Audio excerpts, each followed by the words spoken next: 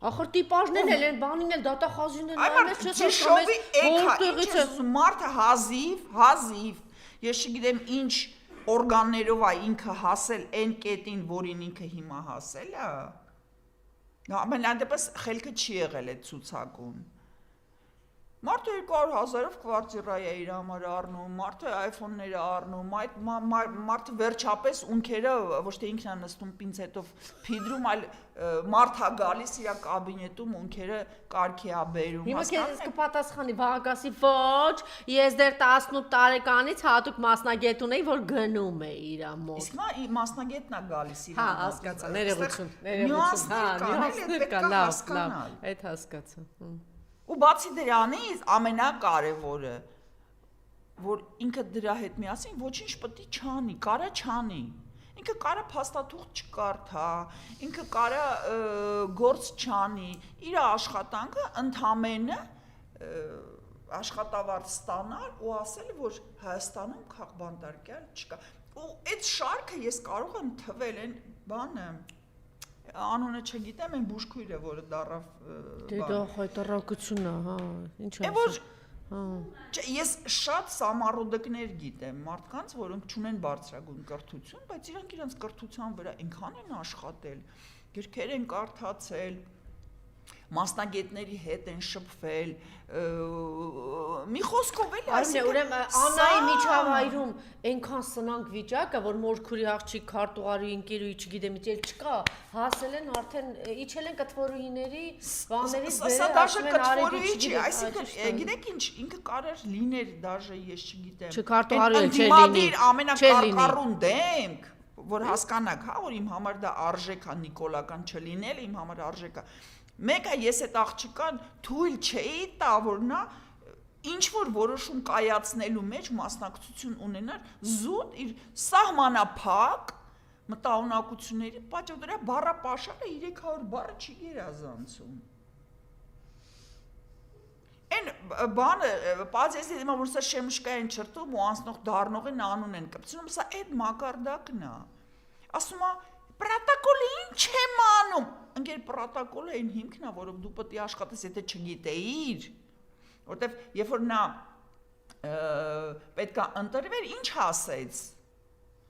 Ասեց, հա, կրթություն չունեմ, նո այդ իր այդ մելամաղձոտ բանը թողենք մի կողմ, իր խոսքի իմաստը այն էր, հա, ընկեր կրթություն չունեմ, բայց օրենքները կկարդամ,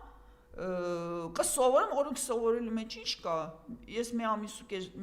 ամիս ու կեսվա ընթացքում սաղ այդ իմ բացերը բան կանեմ, ինչը ողջունելի է, կրկնում եմ, կան մարդիկ, որպես օրինակ ձեզ բերեմ, սովետական արտաքին внешней разведкայի տնօրենը դարձավ Պավել Ֆիծինը, որը գյուղի տղա էր, հասար է, Սիբիրի գեղերից եկել էր ու էլեկտրիկ էր աշխատում բանում,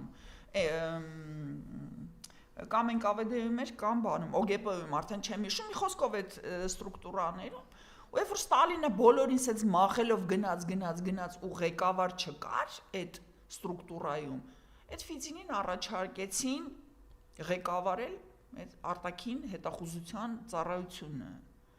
Ու նա դարձավ սովետական միության պատմության մեջ լավագույնը։ Իրա նման ամբողջ սովետական արտաքին հետախուզությունը պատերազմի տարիներին, որտեղ նա սկսեց 30-ականների վերջ եւ մինչեւ պատերազմից հետո, այսինքն նայա կազմակերպել, այսինքն ես ընդունում եմ, որ մարդ կարող է կրթություն չունենա, բայց ունենա գիտելիքների ձգտում, սովորի, իմանա, զարգանա։ Իսկ դատախազի կերպարը, որ տենց սառնասրտորեն է կերպարը, այդ ոնց եղել է բան, շեմուշկա չրթողը, տենց էլ շարունակ ու կա շեմուշկա չրթող ու ոչ մի միտում չկա, որ նա կթարգի լինել շեմուշկա չրթող։ Իսկ դատախազի կերպարը, որ այդպես սառը բան վիճակով, դա գալիս է։ Բոլորս գիտենք։ Դա տախասին բոլորս գիտենք, այդ աղջկան ինչ ասեն, կմակագրի, կստորագրի ու նույն այդ Գալյանի պես իր խնդիրը աշխատավարձ ստանալն է ու փաստաթղթերի տակ ստորագրելն է։ Всё, նա ուրիշ գործառույթ չի։ Հաճիկով հայտարարել է, հողին ենք հավասարեցնելու Սևանի ափին գտնվող բաներին։ Մի բան է կառուցեք էլի։ Մի բան էլ շենացեք, այ ողորմել լինեք։ Հավասարացին էլի, Արցախը չհավասարացին դուք այդքան տուպոյ եք, դուք այդքան մակերեսային եք, որ չեք հասկանում մի կարևոր բան, որ ցանկացած գործողություն բերում է իր հետևանքներին։ Իրանք հավերժ են ըստ իրենց։ Դուք այդ հետևանքների տակից դուրս եկող եք։ Վերջը կարողանալու եք, հետո մարսեք այն ինչ որ դուք հիմա արել եք։ Սա է հարցը։ Վաղվա օրվա մասին մտածում եք, ձեր անձնական վաղվա օրվա մասին։ Բայց